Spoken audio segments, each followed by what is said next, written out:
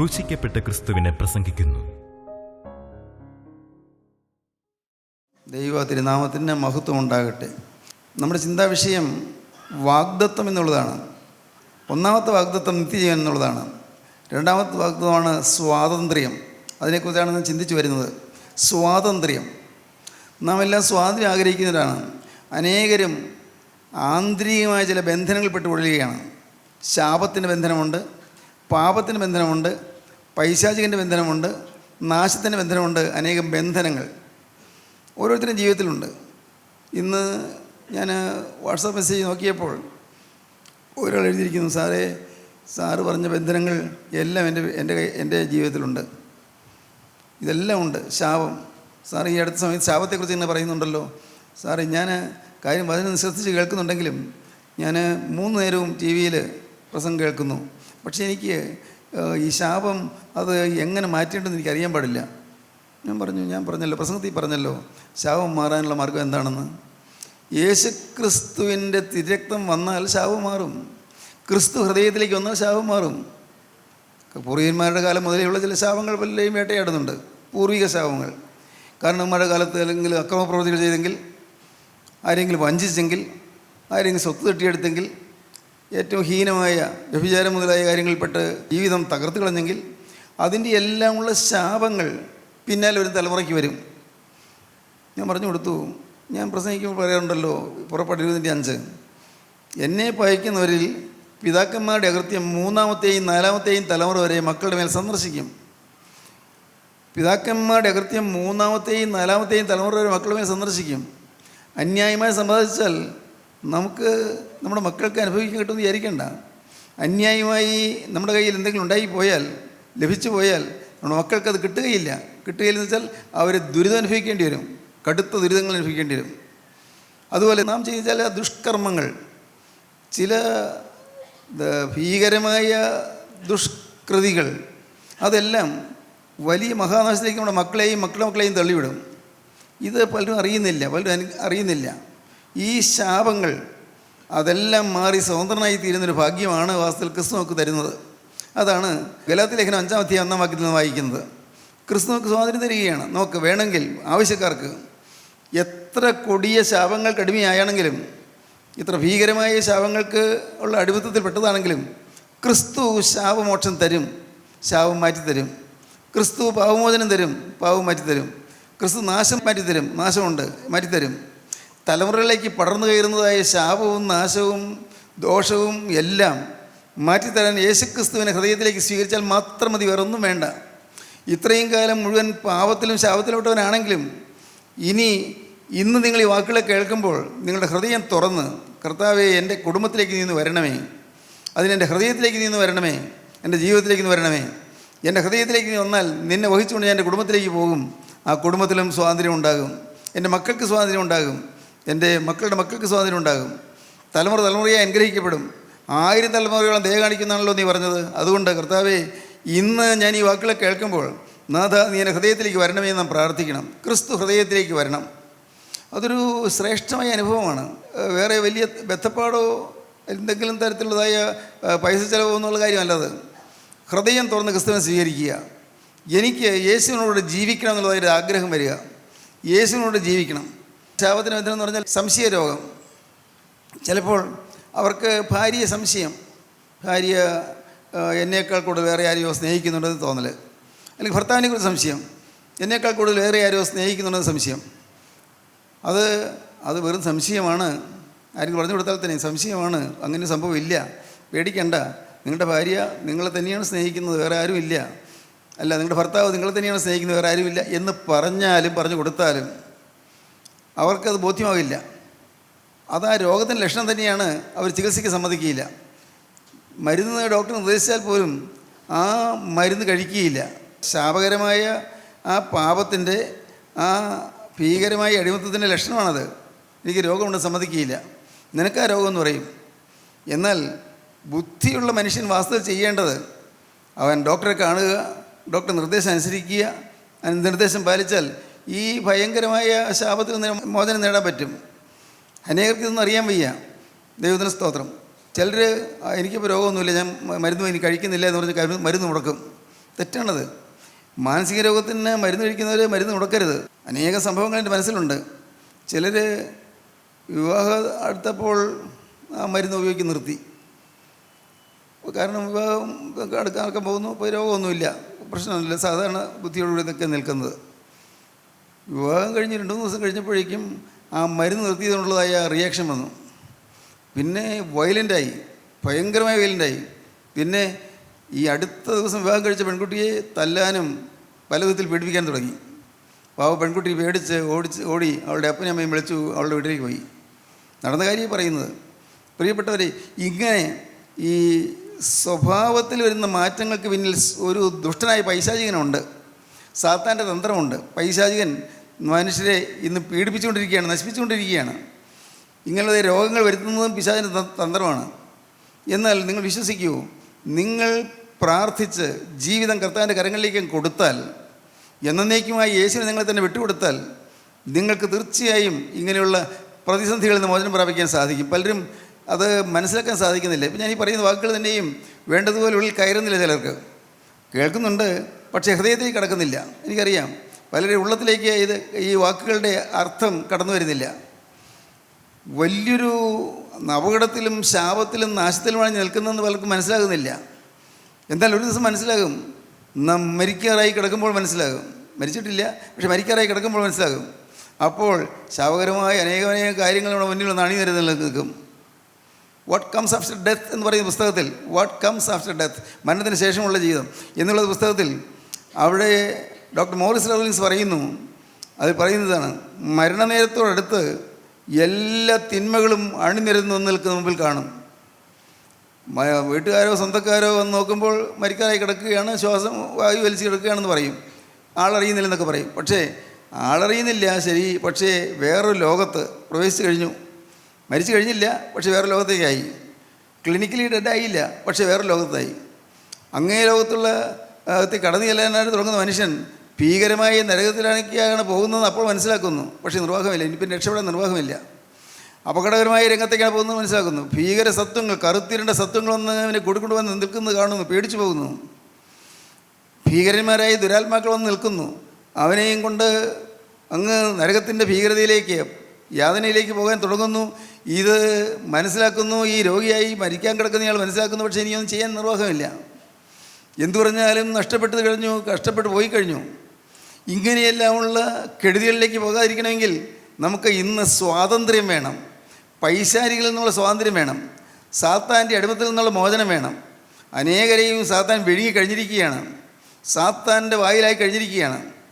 പിടിച്ച് തിരിച്ചിട്ടാൻ സാധ്യമല്ലാത്ത വിധത്തിൽ അങ്ങ് കൊണ്ടുപോവുകയാണ്, പിശാചൻ കൊണ്ടുപോവുകയാണ്. അവന് ഇഷ്ടമില്ലാത്ത സ്ഥലത്തേക്ക് കൊണ്ടുപോവുകയാണ്, ഇഷ്ടമില്ലാത്ത കാര്യങ്ങളിലേക്ക് കൊണ്ടുപോവുകയാണ്, ബന്ധിച്ചിടുകയാണ്. ആ ബന്ധനം അറുത്ത് മാറ്റാൻ പറ്റുന്നില്ല. ഒരു പുരുഷൻ അവൻ്റെ ഭാര്യയോട് പറഞ്ഞു, എനിക്ക് നിന്നെ വേണ്ട. ആ സ്ത്രീ എന്നെ വിളിച്ചു പറഞ്ഞു, എനിക്ക് നിന്നെ വേണ്ട, ഞാൻ ഇന്ന സ്ത്രീയാണ് ഞാൻ സ്നേഹിക്കുന്നത്, അവൾ അറിയുന്ന സ്ത്രീയാണ്, ഞാൻ അവളുടെ കൂടെയാണ് ജീവിക്കുന്നത്. അവൾ പറഞ്ഞു, പാവം കരഞ്ഞു, അയ്യോ എന്നെ വിട്ട് പോകല്ലേ, എനിക്ക് ആരാ ഉള്ളത്, എനിക്ക് നിന്നെ വേണ്ട, ഞാൻ തീരുമാനിച്ചു കഴിഞ്ഞു. ആ മനുഷ്യൻ ഒരു കൂസലും ഇല്ലാതെ ഇറങ്ങി പോവുകയാണ്. നോക്കൂ, ഒരു വലിയ ബന്ധനം. മറ്റേ അവൻ പോകുന്ന സ്ത്രീയാണോ, 2 മക്കളുള്ള സ്ത്രീയാണ്. പക്ഷേ ആ സ്ത്രീയുടെ സ്വഭാവത്തിലുള്ളതായ തിന്മ ഈ മനുഷ്യനെ ആകർഷിച്ച് അവനെ വശീകരിച്ചുകൊണ്ട് പോവുകയാണ്, നാശത്തേക്ക് കൊണ്ടുപോവുകയാണ്. സ്വന്തം ഭാര്യയെ സ്നേഹിക്കുന്നില്ല, അന്യസ്ത്രീയെ സ്നേഹിക്കുന്നു. നോക്കൂ, ഇതെല്ലാം അപകടകരമായ ദോഷങ്ങളാണ്, അപകടകരമായ കാര്യങ്ങളാണ്, ദോഷമാണ്. ഇങ്ങനെ അനേകം അടിമത്തങ്ങളിൽ നിന്ന് മനുഷ്യൻ നട്ടം തിരിയുകയാണ്. എങ്ങനെ സ്വാതന്ത്ര്യം കിട്ടും? ഞാൻ പറഞ്ഞല്ലോ, ഒരേ ഒരു മാർഗ്ഗമേ ഉള്ളൂ, വേറെ ഒന്നും വേണ്ട. ഒരേ ഒരു മാർഗം, കർത്താവായ യേശു ക്രിസ്തുവിനെ ഹൃദയത്തിലേക്ക് വിളിക്കുക. യേശുവേ, നീ എൻ്റെ ഹൃദയത്തിലേക്ക് വരണമേ എന്ന് പറയുക. ഇപ്പോൾ നിങ്ങൾ അബോധാവസ്ഥയിലാണ് ഇരിക്കുന്നതെങ്കിൽ തന്നെയും, ഒരുപക്ഷെ ഇപ്പോൾ കേൾക്കുന്ന നിങ്ങൾക്ക് കാര്യങ്ങൾ മനസ്സിലാകുന്നില്ലെങ്കിൽ തന്നെയും നിങ്ങൾ കാര്യം ചെയ്യൂ. കർത്താവ് ഇന്ന് നിന്നോട് യാചിക്കുകയാണ്, നീ എൻ്റെ ഹൃദയത്തിലേക്ക് വരണമേ, എൻ്റെ ഉള്ളത്തിലേക്ക് വരണമേ. ദൈവത്തിന് സ്തോത്രം. അതൊരു മഹാഭാഗ്യമാണ്, യേശു ഹൃദയത്തിലേക്ക് വരിക. സത്യമായും പ്രിയപ്പെട്ടവരെ, നിങ്ങൾ വിശ്വസിക്കൂ, അക്ഷരീകമായി യേശു നടന്നു വരുന്നത് നിങ്ങൾക്ക് അനുഭവിക്കാം. ഹൃദയത്തിലേക്ക് നടന്ന് കയറുന്നത് നിങ്ങൾക്ക് അനുഭവിക്കാം. നിങ്ങൾക്ക് പിന്നെ ശാപഭീതിയില്ല, പാപഭീതിയില്ല, പൈശാചിക ഭീതിയില്ല. ബന്ധനങ്ങൾ മുഴുവൻ പെട്ടെന്ന് കരിഞ്ഞു പോകും, എല്ലാം കരിഞ്ഞു പോകും. തീക്കുഴിയിലെ ബാലന്മാർ ശദ്രക്ക്, മേശക്ക്, അബേദ്നെഗോ തീക്കുഴിലേക്ക് എറിഞ്ഞവരെ. നെബൂഖദ്നേസർ രാജാവ് വലിയൊരു ബിംബം നാട്ടി ആ ബിംബത്തെ നമസ്കരിക്കാത്തവരെ തീക്കുഴിയിൽ ഇടുമെന്നാണ് പറഞ്ഞത്, അഗ്നിയിലേക്ക്. ഈ 3 ബാലന്മാർ അതിന് തയ്യാറായില്ല. അവർ രാജാവിൻ്റെ ബിംബത്തെ നമസ്കരിക്കാൻ തയ്യാറായില്ല. അവരെ രാജാവിന് കോപം ജ്വലിച്ചു. അവരെ തീയിലേക്ക് എറിയാൻ പറഞ്ഞു. 7 ഇരട്ടി തീയുടെ ശക്തി വർദ്ധിപ്പിച്ചു. വലിയൊരു തീ പോയി ഒരുക്കി വെച്ചിരിക്കുന്നു, അതിലേക്ക് എറിയാനാണ് പറഞ്ഞത്. അവരെ എറിയാൻ കൊണ്ടുപോയവർ തീജ്വാല നിമിത്തം അവർ കരിഞ്ഞുപോയി. ഇവർ തീയിലേക്ക് ചെന്നു, ആ തീയിൽ വീണു. തീർച്ചയായിട്ടും എല്ലാവരും നോക്കി നിൽക്കേ, എല്ലാവർക്കും അറിയാം അവർ ചാകാൻ പോവുകയാണ്, കത്തി കരിയും എന്നറിയാം, കഷ്ണം കഷ്ണമായി കരിക്കട്ടയായിട്ട് എടുക്കാമെന്നറിയാം. അങ്ങനെ എല്ലാവരും നോക്കി നിൽക്കുമ്പോൾ ഉണ്ട് ഈ 3 പേരല്ല 4 പേര് തീയിൽ കൂടി നടക്കുന്നു. 4 പേര്. രാജാവ് ചോദിച്ചു, തൻ്റെ സേവകരോട് ചോദിച്ചു, നമ്മൾ എത്ര പേരെയാണ് തീയിലിട്ടത്? 3 പേര്. 3 പേരെയാണോ? അതെ, 3 പേര്. അപ്പോൾ 4 പേര് നടക്കും തോന്നുന്നല്ലോ. ഉണ്ട്, 4 പേരുണ്ട്. ഒരാൾ ദൈവദൂതനെ പോലെ ഇരിക്കുന്നു, പറയുകയാണ്. ഒരാൾ ദൈവദൂതനെ പോലെ ഇരിക്കുന്നു, മാലാഖയെ പോലെ തേജസ്സേറിയ ഒരു രൂപം ഇങ്ങനെ നടക്കുന്നു അവരോടൊപ്പം. ദൈവത്തിന് സ്തോത്രം. സ്നേഹിതരെ, യാതൊരു ബാധയും നമ്മിൽ തട്ടാതെ വണ്ണം നമ്മെ പരിപാലിക്കാൻ സ്വർഗീയ സേനകളുണ്ട്. സ്വർഗീയ സേനകൾ. ജീവനുള്ള ദൈവത്തിൻ്റെ മക്കളെ പരിപാലിക്കുവാൻ സ്വർഗത്തിലെ ദൂതന്മാരുടെ വൃന്ദമുണ്ട്. അവർ നമ്മെ വലയിച്ച് നിൽക്കുകയാണ്. യഹോവയുടെ ദൂതൻ അവൻ്റെ ഭക്തന്മാരുടെ ചുറ്റും പാളയം ഇറങ്ങി അവരെ വിടുവിക്കുന്നു, നമ്മെ വിടുവിക്കുന്നു. സാത്താൻ്റെ ബാധയിൽ നിന്ന് വിടുവിക്കുന്നു, പൈശാചികൻ്റെ ബന്ധനത്തിൽ നിന്ന് വിടുവിക്കുന്നു. പ്രിയപ്പെട്ടവരെ, നമ്മുടെ ജീവിതത്തിൽ ഏതെല്ലാമാണ് ബന്ധനങ്ങൾ? അത് ഓരോന്നോരോന്നായി ഓർത്താൽ തീരുകയില്ല. കാരണം ഓർത്താൽ തീരാത്ത തര പാപങ്ങളുടെ ബന്ധനങ്ങളുണ്ട്. എന്തെല്ലാം ചിന്തകളാണ് വന്നു പോയിട്ടുള്ളത്. ഏതെല്ലാം വൈരുദ്ധ്യങ്ങളും വൈരോധങ്ങളും ശാപകരമായ വൈരാഗ്യങ്ങളും ഏറ്റവും ഹീനമായ സ്വഭാവങ്ങൾ എന്തെല്ലാമാണ് ഉണ്ടായിരുന്നത്. ഇത് ഓരോന്നോരോന്ന് ഓർത്തോർത്ത് ഏറ്റുപറയാൻ തുടങ്ങിയാൽ തീരില്ല. പക്ഷേ എന്തു ചെയ്യണം? കർത്താവേ, എന്നെ ഞാൻ മുഴുവനായി നിൻ്റെ കരങ്ങളിലേക്ക് തരുന്നു. ഈ ജീവിതം ഇനി എൻ്റേതല്ല, നിൻ്റേത്. ദൈവത്തിന് സ്തോത്രം. ഞാൻ പഴയ മനുഷ്യൻ തീർന്നു, പഴയ മനുഷ്യൻ മരിച്ചു. ഞാനിതാ ഇനി നിൻ്റെയാണ്. എൻ്റെ യേശുവേ, ഞാൻ നിൻ്റേതാണ്. എന്നും കേൾക്കുന്നല്ലേ ഇത്. പക്ഷേ നിങ്ങൾ മനസ്സിലാക്കണം, ക്രിസ്തു യേശുവിനുള്ളവർ ജഡത്തെ അതിൻ്റെ രാഗമോഹങ്ങളോടെ ക്രൂശിച്ചിരിക്കുന്നു. ക്രൂശിക്കുകയാണ്, ഈ ശരീരത്തെ ക്രൂശിക്കുകയാണ്, മോഹത്തെ ക്രൂശിക്കുകയാണ്, നമ്മുടെ ചിന്താഗതികളെ ക്രൂശിക്കുകയാണ്, നമ്മുടെ മനോഭാവങ്ങളെ ക്രൂശിക്കുകയാണ്. എല്ലാം തകർന്നു. വേണ്ട, ഇനി എനിക്ക് വേണ്ട. പാപയിമ്പം വേണ്ട, നാം പാടും. ലോകയിമ്പം വേണ്ട എന്ന് നാം പാടും. പക്ഷേ നമ്മുടെ ജീവിതത്തിൽ ഹൃദയത്തിൽ മാറുന്നില്ല. ശ്രദ്ധിക്കൂ, നിങ്ങളുടെ ജീവിതത്തിലെ പാപം ഏതെല്ലാം വിധത്തിലാണ് നിങ്ങൾ ബന്ധിച്ചിരിക്കുന്നത്. സ്വാതന്ത്ര്യം വേണം, സ്വാതന്ത്ര്യം. ദൈവത്തിന് സ്തോത്രം. പുറപ്പാട് പുസ്തകം 5-ാം അധ്യായം 1-ാം വാക്യവും പുറപ്പാട് 8-ന്റെ 1 വായിക്കാം. സ്വാതന്ത്ര്യം. എന്തിനാണ് സ്വാതന്ത്ര്യം കിട്ടുന്നത്? വായിക്കാം. മരുഭൂമിയിൽ എനിക്ക് ഉത്സവം കഴിക്കേണ്ടതിന് എൻ്റെ ജനത്തെ വിട്ടയക്കണം എന്നിപ്രകാരം ഇസ്രായേലിന്റെ ദൈവമായ യഹോവ കൽപ്പിക്കുന്നു എന്ന് പറഞ്ഞു. മരുഭൂമിയിൽ എനിക്ക് ഉത്സവം കഴിക്കേണ്ടതിന് എൻ്റെ ജനത്തെ വിട്ടയക്കുക എന്ന് ഫറവോനോട് കൽപ്പിക്കുകയാണ്. മോശെ എന്ന് പറയുകയാണ്. മരുഭൂമിയിൽ ദൈവം അരുളി ചെയ്യുന്നു, ജീവനുള്ള ദൈവം പറഞ്ഞ് ഞങ്ങളെ വിട്ടിരിക്കുകയാണ്. മരുഭൂമിയിൽ ഉത്സവം ആചരിക്കേണ്ടതിന് എൻ്റെ ജനത്തെ വിട്ടയക്കണം. പ്രിയപ്പെട്ടവരെ, ഈ മരുഭൂമിയിൽ ഉത്സവം. ഇന്ന് നമ്മുടെ ജീവിതത്തിൽ ഉത്സവം ലഭിക്കും. ക്രിസ്തു അകത്ത് വന്നാൽ സത്യ ആരാധന ലഭിക്കും. യേശു ക്രിസ്തു അകത്ത് വന്നാൽ എല്ലാ വ്യാകുലങ്ങളും ആദികളും വ്യാധികളും മാറിപ്പോകും. സത്യം. ദൈവത്തിന് സ്തോത്രം. ഇന്ന് നിങ്ങൾ ഇവിടെ ഇരുന്ന് കേൾക്കുന്നവർ മാത്രമല്ല, ലോകത്ത് നാനാഭാഗങ്ങളിൽ നിന്ന് അനേകായിരങ്ങൾ ഈ വാക്കുകളെ കണ്ടുകൊണ്ടിരിക്കുന്നു. ദൈവത്തിന് സ്തോത്രം. അവരോരോരുത്തരോട് ഞാൻ പറയുകയാണ്, എല്ലാവരോടുമായിട്ട് പറയുകയാണ്, നിങ്ങളുടെ ജീവിതത്തിൽ ഉത്സവം തുടങ്ങാം. നിങ്ങളുടെ ജീവിതത്തിലെ ക്ലേശങ്ങൾ മാറും, നിങ്ങളുടെ അസന്തുഷ്ടികൾ മാറും, നിങ്ങളുടെ അസ്വസ്ഥതകൾ മാറും, അസമാധാനം മാറും, കുടുംബത്തിലെ ഞെരുക്കങ്ങൾ മാറും. ഇന്ന് വീട്ടിലുള്ള വഴക്കും പിണക്കവും മാറും, വീട്ടിലെ കലഹം മാറും. ഇന്ന് നിങ്ങളെ അലട്ടുന്നതായ കടത്തിൻ്റെ ബന്ധനങ്ങൾ മാറും. അനേകം കെടുതികൾ നമ്മുടെ ജീവിതത്തിലുണ്ട്. എല്ലാം മാറ്റും. ആര്? യേശുക്രിസ്തു. യേശുക്രിസ്തു നിങ്ങളുടെ ബന്ധനങ്ങൾ അഴിച്ചു തരും. ദൈവത്തിന് സ്തോത്രം. ബന്ധനങ്ങൾ അഴിച്ചു തരും, ചങ്ങലകൾ അഴിച്ചു തരും. ദൈവത്തിന് സ്തോത്രം. എല്ലാ കെട്ടുകളും പൊട്ടിച്ചു തരും. തീ നിങ്ങളുടെ ചുറ്റും കത്തിക്കൊണ്ടിരിക്കും, പക്ഷേ നിങ്ങൾക്കൊരു കേടും വരികയില്ല. തീക്കുഴിയിലെ ബാലന്മാർക്ക്, അഗ്നിപ്പൊയ്യിലേക്ക് വീഴ ബാലന്മാർക്ക്, അവർക്ക് ചുറ്റും തീ കത്തുന്നുണ്ട്. അവർ തീയിൽ കൂടി നടക്കുന്നു, ഒരു കേടും വന്നില്ല. അവരുടെ ബന്ധനം കഴിഞ്ഞു പോയി. കയ്യും കാലും കെട്ടിയാണ് ഇട്ടത്, പക്ഷേ ആ കെട്ടുകളെല്ലാം പൊട്ടിപ്പോയി, കെട്ടുകളെല്ലാം കത്തിപ്പോയി. ദൈവത്തിന് സ്തോത്രം. പ്രിയപ്പെട്ടവരെ, സാത്താൻ ഒരുക്കുന്ന കെട്ടുകൾ പൊട്ടിപ്പോകും, എല്ലാ ബന്ധനങ്ങളും കഴിഞ്ഞു പോകും. എങ്ങനെ? നമ്മുടെ ജീവിതം ക്രിസ്തുവിന് വിധേയപ്പെടുത്തി കൊടുത്താൽ. ഇത് എങ്ങനെയാണ് വിവരിക്കേണ്ടത്? എങ്ങനെയാണ് നിങ്ങൾക്ക് പറഞ്ഞു തരേണ്ടത്? ദൈവത്തിന് സ്തോത്രം. എൻ്റെ സഹോദരങ്ങളെ, അല്പം എന്തുകൊണ്ടാണ് ഞാൻ പറയുന്നത്? അനേകരിന്ന് അറിയുന്നില്ല നാശത്തിലാണെന്ന്, അനേകരിന്ന് അറിയുന്നില്ല അടിമത്തത്തിലാണെന്ന്, അനേകരും അറിയുന്നില്ല പാപബന്ധനത്തിലാണെന്ന്. പള്ളിയിൽ പോകുന്നു, കുർബാന കാണുന്നു, കുർബാന കൊള്ളുന്നു. ഇപ്പോൾ കുർബാന കൊള്ളുന്നവരുടെ എണ്ണം കൂടി. കാരണം അച്ഛന്മാർ പറയുന്നത് കുർബാന കൊണ്ടാൽ മാത്രം മതി, പിന്നെ പേടിക്കാനൊന്നുമില്ലെന്ന്. അങ്ങത്ര വഴിയായി ഇന്നത്തെ വിശ്വാസം. ദൈവമേ, ഇതൊക്കെ ആളുകൾ എങ്ങനെയെന്ന് മനസ്സിലാക്കി കൊടുക്കണ്ടു. ഞാൻ വേദനിക്കുകയാണ്. കാരണം കർത്താവെ, കാര്യങ്ങൾക്കുള്ളിൽ അറിയും തോറും ഉള്ളിൽ വേദന വർദ്ധിക്കുന്നു. ദൈവത്തിന് സ്തോത്രം. നാം എങ്ങോട്ട് പോകുന്നു? എങ്ങോട്ടാണ് നമ്മുടെ നീക്കം? ബന്ധനത്തിൽപ്പെട്ട് ഉലയുന്നു, ശാപകരമായ ബന്ധത്തിൽപ്പെട്ട് ഉലയുന്നു. അനേകർ ബന്ധനത്തിലാണ്. കോപത്തിൽ നിന്ന് നിങ്ങൾക്ക് മോചനം കിട്ടിയിട്ടുണ്ടോ? ഒന്ന് ചിന്തിച്ച് നോക്കൂ. ബന്ധനത്തിലല്ലേ? കോപത്തിൽ നിന്ന് മോചനം കിട്ടിയിട്ടുണ്ടോ? ക്രുദ്ധമായ സ്വഭാവങ്ങളും ക്രോധിക്കുന്നതായ ശബ്ദവും വാക്കുകളും എല്ലാം നിങ്ങൾ വരാറില്ലേ? അട്ടഹസിക്കുന്ന വാക്കുകൾ, ഗർജിക്കുന്ന വാക്കുകൾ, ശപിക്കുന്ന വാക്കുകൾ, പ്രാകുന്ന വാക്കുകൾ ഇല്ലേ? നിങ്ങൾ ചിന്തിച്ച് നോക്കൂ. നിങ്ങളുടെ ഹൃദയത്തിൽ ഇരിക്കുന്ന അശുദ്ധിയുടെ വാക്കുകൾ വരാറില്ലേ? അസഭ്യ വാക്കുകൾ വരാറില്ലേ? ദ്വയാർത്ഥം വെച്ച്, രണ്ടർത്ഥം വെച്ചുള്ള വാക്കുകൾ വരാറില്ലേ? പ്രിയപ്പെട്ടവരെ, ഓർത്ത് നോക്കൂ. ബോധമില്ലാത്തവരെ പോലെ ജീവിക്കുന്ന അനേകരുണ്ടെന്ന്. ഒരു ബോധവുമില്ല. എന്താണ് ചെയ്തു കൂട്ടുന്ന അറിയുന്നില്ല. എല്ലാം രേഖപ്പെടുത്തി വയ്ക്കുന്നവർ അറിയുന്നില്ല. ദൈവസന്നിധിയിലെല്ലാം രേഖപ്പെടുത്തുന്ന ഒരു പുസ്തകമുണ്ട്, സ്മരണയുടെ പുസ്തകം, ഓർമ്മയുടെ പുസ്തകം. ഇതൊന്നും ആരും അറിയുന്നില്ല. വചനത്തിലെല്ലാം ഉണ്ട്, പക്ഷേ ആരും ചിന്തിക്കുന്നില്ല. സ്നേഹിത, നിൻ്റെ ജീവിതത്തിൽ നിന്നെ ചെയ്തതായ പാപങ്ങളുടെ ബന്ധനങ്ങൾ എല്ലാം എഴുതി വച്ചിരിക്കുകയാണ്. എല്ലാ ശാപങ്ങളും എഴുതി വച്ചിരിക്കുകയാണ്. നീ വരുത്തിക്കൊട്ടി വെച്ചതായ പാപങ്ങളും ശാപങ്ങളും എല്ലാം എഴുതി വച്ചിരിക്കുകയാണ്. കുടുംബത്തിൽ നീ ദ്രോഹം ചെയ്തത് അവിടെ എഴുതി വച്ചിരിക്കുകയാണ്. മാതാപിതാക്കളെ നീ വേദനിപ്പിച്ചത് അവിടെ എഴുതി വച്ചിരിക്കുകയാണ്. മക്കളെ നീ വാത്സല്യമില്ലാതെ അവരോട് സംസാരിച്ചത് അവിടെ എഴുതി വച്ചിരിക്കുകയാണ്. ഭാര്യയെ കഠിനമായി മർദ്ദിച്ചത് അവിടെ എഴുതി വച്ചിരിക്കുകയാണ്. ഭർത്താവിനെ അനുസരിക്കാതെ കൂസലില്ലാതെ തോന്നിയാസ് നടന്നത് അവിടെ എഴുതി വച്ചിരിക്കുകയാണ്. സൊസൈറ്റിയിൽ എടിയെ പോലെ നടക്കുന്ന നിങ്ങളുടെ സ്വഭാവങ്ങളെല്ലാം അവിടെ എഴുതി വച്ചിരിക്കുകയാണ്. എല്ലാം ഓരോ കൂടെ എഴുതി വച്ചിരിക്കുന്നു. നിങ്ങളിതുപോലെ വിശ്വസിക്കുന്നുണ്ടോ? പ്രിയപ്പെട്ടവരെ, ദൈവസന്നിധിയിൽ ഒരു സ്മരണയുടെ പുസ്തകമുണ്ട്. ഈ പുസ്തകത്തിൽ എല്ലാം എഴുതിയിരിക്കുന്നത് ഒരു ദിവസം വായിച്ച് കേൾപ്പിക്കും. ഒരു ദിവസം നാം കടന്നു ചെല്ലുമ്പോൾ ഒരു ദിവസം ഇതെല്ലാം വായിച്ച് കേൾപ്പിക്കും. അപ്പോഴാണ് നമ്പരിപ്പിലാകുന്നത്. അയ്യോ, ഇതെല്ലാം എഴുതി വെച്ചിരിക്കുന്നല്ലോ. ഓർമ്മയിലേക്ക് നോക്കുമ്പോൾ എല്ലാം ഉണ്ടല്ലോ. അയ്യോ, ഇതെല്ലാം എൻ്റെ ജീവിതത്തിലുണ്ടോ? വന്നുപോയല്ലോ. പിന്നെ കരഞ്ഞിട്ട് കാര്യമില്ല. പോകുകയും നിങ്ങളതിനെ അറിയുന്നില്ല എന്നുള്ള ശബ്ദം കേൾക്കും. ദൈവത്തിന് സ്തോത്രം. പലരും ധരിച്ചു വെച്ചിരിക്കുന്നത് പള്ളിയിൽ പോകുന്നു, നമസ്കാരം ചൊല്ലുന്നു, നോമ്പ് നോക്കുന്നു, അല്ലെങ്കിൽ ബുധം വെള്ളി നോമ്പ് നോക്കുന്നു, വളരെ കൃത്യമായിട്ട് ജീവിതം നിഷ്ഠയോടെ നടക്കുന്നു, എന്നും 2 നേരവും പ്രാർത്ഥനയുണ്ട്, പിന്നെ കുമ്പസാരിക്കുന്നുണ്ട്, കുർബാന കൊള്ളുന്നുണ്ട്, മതി, വേറെ കുഴപ്പമൊന്നുമില്ലെന്ന് വിചാരിച്ച് പോകുന്നത്. നിങ്ങൾക്ക് ഞാൻ ഈ പറയുന്നത് മനസ്സിലാകുന്നുണ്ടല്ലോ? പലർക്കും മനസ്സിലാവില്ല. കുഴപ്പമുണ്ട് പ്രിയരെ, കുഴപ്പമുണ്ട്. ആന്തരികമായ ബന്ധനങ്ങൾ മാറിയിട്ടില്ല. ആന്തരികമായ ശാപബന്ധനങ്ങൾ മാറിയിട്ടില്ല. ആന്തരികമായ പാപബന്ധനങ്ങൾ മാറിയിട്ടില്ല. പഴയ മനുഷ്യൻ ഇതുവരെയും മരിച്ചിട്ടില്ല. പഴയ സ്വഭാവം, ദ ഓൾഡ് ഹ്യൂമൻ നേച്ചർ മാറിയിട്ടില്ല. പഴയ മനുഷ്യൻ്റെ പ്രകൃതം മാറിയിട്ടില്ല. ദൈവത്തിന് സ്തോത്രം. ദൈവത്തിന് വലിയ നാമമഹത്വപ്പെടട്ടെ. അപ്പോൾ നിങ്ങൾ ചോദിക്കും, സാറേ, അത് ഈ മാനസാന്തരം കൊണ്ട് മാറുമോ? ഒറ്റ ദിവസം കൊണ്ട്? നെവർ.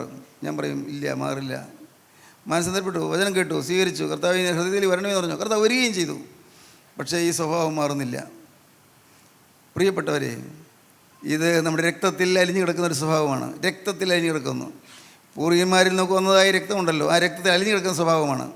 അത്യാഗ്രഹം, ദ്രവ്യാഗ്രഹം, അസൂയ, അതുപോലെ തന്നെ ഞാൻ എന്നുള്ള ഭാവം, സ്വയം മഹത്വം, സ്വയം പ്രശംസ, മനുഷ്യരെന്നെ അംഗീകരിക്കണമെന്നുള്ളതായ ആഗ്രഹം, റെക്കഗ്നീഷൻ, മനുഷ്യരുടെ അംഗീകാരത്തിനുള്ളതായ ആഗ്രഹം, എല്ലാവരും എന്നെ നല്ലതെന്ന് പറയണമെന്നുള്ളതായ ആഗ്രഹം, ആരെങ്കിലും അതിനെക്കുറിച്ച് ചീത്തയായിട്ട് എന്തെങ്കിലും പറഞ്ഞാൽ ഉടനെ നീരസം വരുന്നു. ഇതൊക്കെ നമ്മുടെ ഹൃദയത്തിൻ്റെ അടിത്തട്ടിൽ ഒതുങ്ങി കിടക്കുന്ന പാപങ്ങളാണ്. ആരും അറിയുന്നില്ല. ദൈവത്തിന് സ്തോത്രം. എന്നാൽ പ്രിയപ്പെട്ടവരെ, ഒരു ദിവസം എല്ലാം വായിച്ച് കേൾപ്പിക്കും. എല്ലാം വായിച്ച് കേൾപ്പിക്കുമ്പോൾ അമ്പരന്ന് പോകും. ദൈവത്തിന് സ്തോത്രം. ദൈവത്തിന് വലിയ നാമം മഹത്വപ്പെടട്ടെ. നാം അന്താളിച്ച് പോകും. എന്ത് ചെയ്യും? പിന്നെ തിരുത്താൻ നേരമില്ലല്ലോ, പിന്നെ സാധ്യമല്ലല്ലോ. തിരുവചനം വ്യക്തമായിട്ട് പറയുന്നു. ലൂക്കോസിന് ശേഷം 13-ാം അധ്യായത്തിൻ്റെ അവൻ ദേശം തോറും ഗ്രാമം തോറും പട്ടണം തോറും സഞ്ചരിച്ചു എന്ന് പറയുന്ന പാരഗ്രാഫ് വായിച്ചാൽ കാണാം. അവിടെ വളരെ വ്യക്തമായിട്ട് എഴുതിയിരിക്കുകയാണ്. വായിക്കാം. അവൻ പട്ടണം തോറും ഗ്രാമം തോറും സഞ്ചരിച്ചു യെരുശലേമിലേക്ക് യാത്ര ചെയ്തു. യേശുക്രിസ്തു യെരുശലേമിലേക്ക് യാത്ര ചെയ്തു. അപ്പോൾ ഒരുത്തൻ അവനോട്, കർത്താവെ, രക്ഷിക്കപ്പെടുന്നവർ ചുരുക്കമോ എന്ന് ചോദിച്ചതിന് അവനോട് പറഞ്ഞത്, ഇടുക്കുവാതിലൂടെ കടപ്പാൻ പോരാടുവിൻ, പലരും കടപ്പാൻ നോക്കും, കഴിയുകയില്ലതാനുമെന്ന് ഞാൻ നിങ്ങളോട് പറയുന്നു. ദൈവത്തിന് സ്തോത്രം. ഇടുക്കുവാതിലൂടെ കടപ്പാൻ പോരാടണം എന്നാണ് പറഞ്ഞത്. ആ വാതിൽ കണ്ടെത്താൻ തന്നെ പ്രയാസമാണ്. മത്തായി 7-ാം അധ്യായത്തിൽ വായിക്കുമ്പോൾ കാണാം. ആ വാതിൽ കണ്ടെത്തുന്ന ചുരുക്കം വരെ വാതിൽ തന്നെ കണ്ടെത്തുന്നുള്ളൂ. അത് ഇടുക്കുവാതിലാണ്, കണ്ടെത്താൻ പ്രയാസമാണ്. ചുരുക്കം പേര് കണ്ടെത്തുന്നു. കണ്ടെത്തിയവരെ കടക്കണമെങ്കിൽ പോരാടണം, യുദ്ധം ചെയ്യണം. ഇടുക്കുവാതിലൂടെ കടപ്പാൻ പോരാടുവീൻ, പലരും കടപ്പാൻ നോക്കും, കഴിയുകയില്ലതാനും. കർത്താവ് പറഞ്ഞത്, യേശുക്രിസ്തു പറഞ്ഞതാണ്. പലരും കടക്കണമെന്ന് ആഗ്രഹിക്കുന്നുണ്ട് ഇല്ലേ? നമ്മൾ ഈ കൂട്ടായ്മയിൽ വരുന്നവരെല്ലാവരും ആഗ്രഹിക്കുന്നില്ലേ? തീർച്ചയായിട്ടും ഉണ്ട്. നിത്യജീവൻ വേണമെന്ന് ആഗ്രഹിക്കുന്നുണ്ട്. പക്ഷേ കഴിയുകയില്ലെന്നാണ് കർത്താവ് പറഞ്ഞത്. പലരും കിടപ്പാൻ നോക്കും, കഴിയില്ല താനും. എന്ന് ഞാൻ നിങ്ങളോട് പറയുന്നു. വീട്ടുടയവൻ എഴുന്നേറ്റ് കതക് അടച്ച ശേഷം നിങ്ങൾ പുറത്തു നിന്ന് കർത്താവെ തുറന്നു തരണമേ എന്ന് പറഞ്ഞുകൊണ്ട് കതകിന് മുട്ടി തുടങ്ങുമ്പോൾ, കർത്താവെ തുറന്നു തരണമേ എന്ന് പറഞ്ഞ് നിങ്ങൾ കതകിന് മുട്ടി തുടങ്ങും. പക്ഷേ അകത്ത് വാതിലടച്ചിരിക്കുകയാണ്, അത് കുറ്റിയിട്ടിരിക്കുകയാണ്, വാതിലടച്ചു. വീട്ടുടയവൻ വന്ന് വാതിലടച്ചു കഴിഞ്ഞു. കർത്താവെ തുറന്നു തരണമേ എന്ന് നിങ്ങൾ മുട്ടി തുടങ്ങുമ്പോൾ, നിങ്ങൾ എവിടെ നിന്ന് എന്ന് ഞാൻ അറിയുന്നില്ല എന്ന് അവൻ ഉത്തരം പറയും. അവിടെ അകത്തുനിന്നൊരു ശബ്ദം കേൾക്കാം, നിങ്ങൾ എവിടുത്തുകാരാണ്, എനിക്ക് പരിചയമില്ലല്ലോ, നിങ്ങളെക്കുറിച്ച് എനിക്ക് പരിചയമില്ലല്ലോ, നിങ്ങൾ എവിടെ നിന്നാണ് എനിക്ക് മനസ്സിലാകുന്നില്ലല്ലോ എന്ന് പറയും. അപ്പോൾ അന്നേരം നിങ്ങൾ നിന്റെ മുമ്പിൽ ഞങ്ങൾ തിന്നുകയും ഒരുമിച്ച് ഭക്ഷണം കഴിച്ചതല്ലേ, നിനക്ക് ഓർമ്മയില്ലേ കർത്താവേ, നിനക്ക് ഓർമ്മയില്ലേ, ഒരുമിച്ച് ഭക്ഷണം കഴിച്ചു, കുടിക്കുകയും ഞങ്ങൾ ഒരുമിച്ച് കുടിച്ചു, ഭക്ഷണത്തോടുകൂടെ പാനീയങ്ങളുണ്ടായിരുന്നു, ഞങ്ങളുടെ തെരുക്കളിൽ നീ പഠിപ്പിക്കുകയും ഞങ്ങളുടെ തെരുക്കളിൽ വന്ന് നീ പഠിപ്പിക്കുകയും ചെയ്തുവല്ലോ എന്ന് പറഞ്ഞു തുടങ്ങും. നല്ല പരിചയമാണല്ലോ കർത്താവേ, നിന്നെ ഞങ്ങൾക്ക് നല്ല പരിചയമാണല്ലോ, ഞങ്ങളുടെ തെരുക്കളിൽ നിന്ന് നീ പറഞ്ഞതല്ലേ, പഠിപ്പിച്ചതല്ലേ, മാത്രമല്ല നിന്റെ മുമ്പിൽ ഞങ്ങൾ തിന്നുകയും കുടിക്കുകയും ചെയ്തതല്ലേ എന്ന് പറഞ്ഞു തുടങ്ങും. അവനോ നിങ്ങൾ എവിടെ നിന്ന് എന്ന് ഞാൻ അറിയുന്നില്ല എന്ന് ഞാൻ നിങ്ങളോട് പറയുന്നു. നിങ്ങൾ എവിടെത്തുകാരെന്ന് എനിക്കൊരു പരിചയമില്ല എന്ന് ഞാൻ തീർത്ത് പറയും. നോക്കൂ, വളരെ ഗൗരവമാണ്. നിങ്ങൾ എവിടെത്തുകാരാണെന്ന് എനിക്കൊരു പരിചയവുമില്ല. നിങ്ങൾ പറയുന്നു എൻ്റെ മുമ്പിൽ നിങ്ങൾ തിന്നു കുടിച്ചു തെരുക്കളൊന്ന് പഠിപ്പിച്ചു വന്ന്. നോ, എനിക്ക് നിങ്ങളെ പരിചയമില്ല, എവിടെത്തുകാരാണെന്ന് എനിക്കൊരു പരിചയവുമില്ല എന്ന് പറയും. സ്തോത്രം. അനീതി പ്രവർത്തിക്കുന്ന ഏവരുമായുള്ളവരെ എന്നെ വിട്ടുപോകുവിനെന്ന് പറയും. സ്തോത്രം. ഇതാര് പറഞ്ഞതാ? യേശുക്രിസ്തു പറഞ്ഞതാണ്, വേറെ ആരല്ല പറഞ്ഞത്, യേശുക്രിസ്തു പറഞ്ഞതാണ്.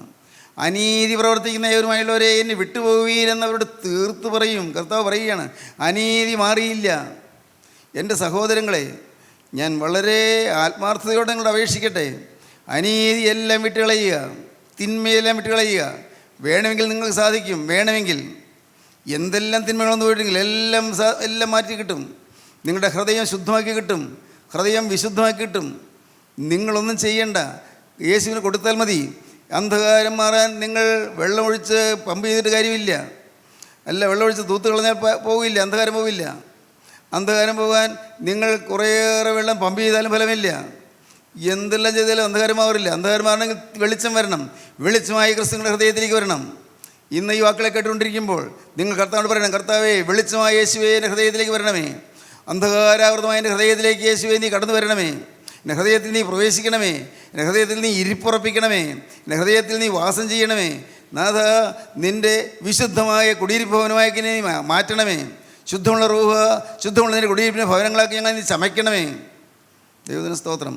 ഹൃദയം തുറന്നു കൊടുക്കണം. ദൈവത്തിന് സ്തോത്രം. പ്രിയപ്പെട്ടവരെ, അങ്ങനെ ഹൃദയം തുറന്നു കൊടുത്താൽ അനേകർ ഇവിടെ ഇരിപ്പുണ്ട്, എനിക്കറിയാം, അനേകർ. പക്ഷേ ആ രക്തത്തിൽ നിന്ന് പാപം മാറിയിട്ടില്ല, പാപപ്രവണത മാറിയിട്ടില്ല, പാപ സ്വഭാവം മാറിയിട്ടില്ല. അതുകൊണ്ടാണ് പിന്നെയും സ്വാർത്ഥത വരുന്നത്, അതുകൊണ്ടാണ് പിന്നെയും സ്ഥാനമോഹം വരുന്നത്, അതുകൊണ്ടാണ് പിന്നെയും അരിശം വരുന്നത്, അതുകൊണ്ട് ചില ഈ മുഷിച്ചിൽ വരുന്നത്, പിന്നെയും ചിലപ്പോൾ ഇഷ്ടക്കേടുകൾ വരുന്നത്. കാരണം രക്തത്തിൽ അതെല്ലാം ഉണ്ട്.